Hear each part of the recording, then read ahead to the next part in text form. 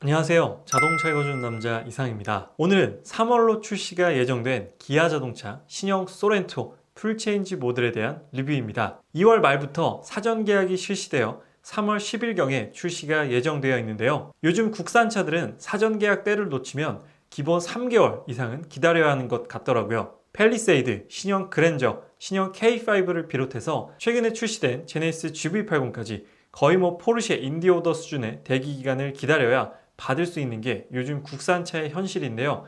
그만큼 국산차의 품질과 완성도가 소비자들의 니즈에 꼭 맞게 출시된다는 뜻이겠죠. 그래서 오늘은 풀체인지 소렌토가 성공할 수밖에 없는, 대박날 수밖에 없는 구매욕 상승 요인 3가지에 대해서 말씀드려볼까 합니다. 아마 SUV를 좋아하고 구입을 염두하고 계신 분들이 이 영상을 보신다면 소렌토 한번 고려해봐야겠는데? 라는 생각이 드실 겁니다. 과연 신형 소렌토 풀체인지 모델의 구매욕을 상승시키는 요인들은 무엇인지 저 자동차 읽어주는 남자와 함께 살펴보시죠. 소렌토 풀체인지의 구매욕을 상승시키는 요인에는 3가지가 있습니다. 첫 번째, 차량 크기, 두 번째, 파워트레인, 세 번째, 디자인. 이렇게 3가지의 요소를 통해서 여러분들께 말씀드리도록 하겠습니다. 먼저 2018년 대비 2019년 자동차 판매량을 한번 말씀드려볼까 하는데요. 출처는 국토교통부입니다. 먼저 왼쪽 그래프를 보시면 2018년 대비해서 2019년 SUV의 판매량은 5.3%가 증가했습니다. 이와 반면에 세단은 10.9%가 감소를 했는데요. 확실히 세단보다는 SUV가 강세였다라는 사실을 2019년에도 확인해 볼 수가 있습니다. 다음으로 오른쪽 표는 SUV 시장에서 가솔린과 디젤의 판매량을 한번 준비를 해봤는데요. 2018년 대비 2019년에 가솔린 SUV의 판매량은 4.4%가 증가를 했고요. 디젤 SUV 판매량은 16.5%가 감소를 했습니다. SUV는 디젤이다 라는 공식이 이 그래프를 통해서 깨졌다 라는 걸 확인해 볼 수가 있는 것이죠. 그래서 매년 SUV의 판매량은 증가가 되고 디젤이 줄을 잃었던 SUV의 시장도 이제는 점차적으로 가솔린, 친환경으로 넘어가고 있다라는 게 현재 SUV 시장의 트렌드입니다. 여기서 질문을 한 가지 드려보도록 할게요. 여러분들께서 SUV를 사려는 이유는 과연 무엇일까요? 그에 대한 가장 큰 이유는 바로 이것이 아닐까 생각이 드는데요. 적재 용량, 공간의 효율성, 그리고 거주성 등등 주로 크기에 대한 내용입니다. 결국은 크기 때문에 SUV를 산다라는 것이죠. 세단과 해치백 대비해서 크기가 더욱더 크기 때문에 여러 가지 활용도가 더 높다라는 게 바로 SUV의 가장 큰 특징이자 장점이다 라고 생각이 듭니다. 그래서 이번 기아 자동차 신형 소렌토 풀체인지 모델의 구매 상승 요인 첫 번째가 차량 크기라고 말씀을 드렸었는데요. 제가 총 5대의 차량의 크기를 비교해 보도록 하겠습니다. 첫 번째는 현대자동차 산타페 TM, 현재 판매되고 있는 산타페 모델이고요. 그리고 현재 판매되고 있는 소렌토 모델, 그리고 풀체인지 MQ4라는 코드명을 가진 신형 소렌토 모델, 그리고 신형 모하비 차량과 해외에서 판매되고 있는 텔룰라이드, 이렇게 총 5대의 차량의 크기를 말씀드리도록 하겠습니다. 지금 제가 크기별로 이렇게 마련을 해놨는데요. 일단 산타페 TM의 크기가 가장 작습니다. 전반적으로 모든 수치를 비교해 봤을 때 산타페의 크기가 가장 작고요. 그 다음이 현재 판매되고 있는 소렌토, 그 다음이 이제 새롭게 출시된 신형 소렌토 MQ4 소렌토의 크기입니다. 전체적인 크기가 아직 공개되진 않았어요. 전장, 전폭, 전고가 공개되진 않았지만 휠베이스는 2820mm로 공개가 되었습니다. 그래서 현재 판매되고 있는 현행 소렌토보다도 더 큰 휠베이스를 가졌다라는 소식인데요. 현재 판매되고 있는 소렌토도 굉장히 넓은 휠베이스를 가지고 있어요. 중형 SUV 치고는 굉장히 넓은 휠베이스인데 지금 판매되는 소렌토보다도 더욱더 넓어진 휠베이스를 갖는다라는 게 특징이고, 현재 판매되고 있는 신형 모하비와 견주어 봐도 휠베이스가 65mm밖에 차이가 나지 않는다라는 것이죠. 그리고 해외에서 판매되고 있는 굉장히 긴 5m가 넘는 텔룰라이드의 휠베이스와 비교를 해보더라도 80mm밖에 차이가 나지 않는다라고 기억하시면 될 것 같습니다. 그만큼 MQ4 신형 소렌토 풀체인지 모델의 휠베이스 차량의 크기는 굉장히 커지고 이전 모델보다도 더욱더 넉넉한 실내 거주성을 가졌다라는 게 신형 소렌토 모델의 특징이다라고 생각이 듭니다. 그래서 전장과 전폭, 전고 모든 크기는 현재 판매되고 있는 소렌토보다는 더욱더 커지지 않을까라고 생각이 듭니다. 이어서 차량 크기에 대해 말씀을 드리면 신형 소렌토 풀체인지 모델은 3월에 출시가 예정되어 있고요. 신형 산타페 페이스리프트도 올해 나옵니다. 5월에 출시가 예정되어 있는데요. 가장 크게 궁금한 부분은 과연 누구의 크기가 더 클 것인가 라는 부분입니다. 아무래도 동급의 경쟁 차종이기 때문에 누가 더 클 것인지에 대한 의문이 굉장히 드는데요. 지속적으로 산타페보다는 소렌토의 크기가 더욱더 컸습니다. 현대 산타페보다는 기아의 소렌토의 크기가 더욱더 컸고요. 하지만 이번 산타페 모델 같은 경우에는 산타페 페이스리프트 모델은 산타페 롱휠 베이스 버전으로 출시될 예정이다 라고 합니다. 그랜저처럼 페이스리프트지만 휠 베이스를 더욱더 넓힌 롱휠 베이스 버전으로 출시한다 라고 합니다. 그래서 이전 산타페보다는 훨씬 더 길어졌고 과연 풀체인지 되는 소렌토보다도 휠 베이스가 더욱더 길어질 것인가 혹은 같은 길이로 나올 것인가 이게 가장 궁금한 부분입니다.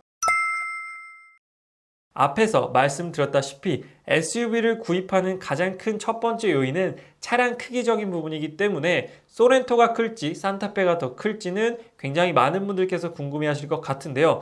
제 개인적인 생각으로는 소렌토가 지금까지 계속해서 커져왔기 때문에 소렌토가 산타페보다는 조금 더 길지 않을까라는 생각이 드는데 이번에 롱휠 베이스로 나온다고 하니까 저도 정확히 뭐가 더 길 것 같다라고 확실히 말씀드리긴 조금 애매한 부분이 있는 것 같습니다. 일단 둘 다 굉장히 길어진다라는 건 팩트이기 때문에 크기적으로 두 모델 다 부족하진 않을 것 같습니다. 다음으로 한 가지 질문을 더 드려볼게요. SUV는 토크발로 타는 차다 라는 말이 많습니다. 실제적으로 그랬고요. 아무래도 예전 SUV 같은 경우에는 차체도 크고 그만큼 차가 무겁기 때문에 디젤 엔진을 써서 토크가 높지 않게 되면 사실상 큰 차를 운행하는 데 있어서 불편함이 많았다는 것이죠. 언덕을 올라갈 때라든지 여러 가지 짐을 많이 실었을 때 차가 잘 못 나간다는 성향이 있기 때문에 가솔린 엔진보다는 디젤 엔진을 선호했다라는 게 예전 SUV의 트렌드였습니다. 그래서 SUV는 디젤이지 라는 공식이 있었는데요. 최근 SUV가 점점 더 보편화되고 대중화되면서 그 공식이 깨지고 있습니다. 바로 그 이유가 여기에 있는데요.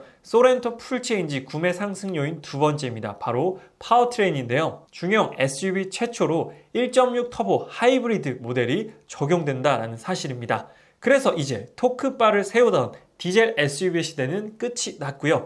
부드럽고 조용하고 배출가스가 상대적으로 적은 가솔린 SUV가 대세가 될 것이다 라는 것이죠. 가솔린 엔진만 썼었더라면 역시나 토크가 조금 부족하고 연비가 좋지 않았기 때문에 호응이 좋지 않았겠지만 1.6 터보 엔진을 쓰면서 다운사이징에도 맞추고 하이브리드를 통해서 힘과 친환경 그리고 경제성까지 모두 갖추었기 때문에 하이브리드 SUV가 요즘엔 대세라는 것이죠. 국산 SUV뿐만 아니라 해외 SUV를 보더라도 요즘 플러그인 하이브리드 SUV가 대거 출시된다는 소식도 일맥상통하는 부분이겠죠. 그래서 2.0 엔진보다 1.6 터보 엔진이기 때문에 자동차세와 같은 세금적인 부분에 있어서도 메리트가 많다라는 경제성까지 갖춘 모델이 1.6 터보 하이브리드 SUV가 아닐까라고 생각이 듭니다.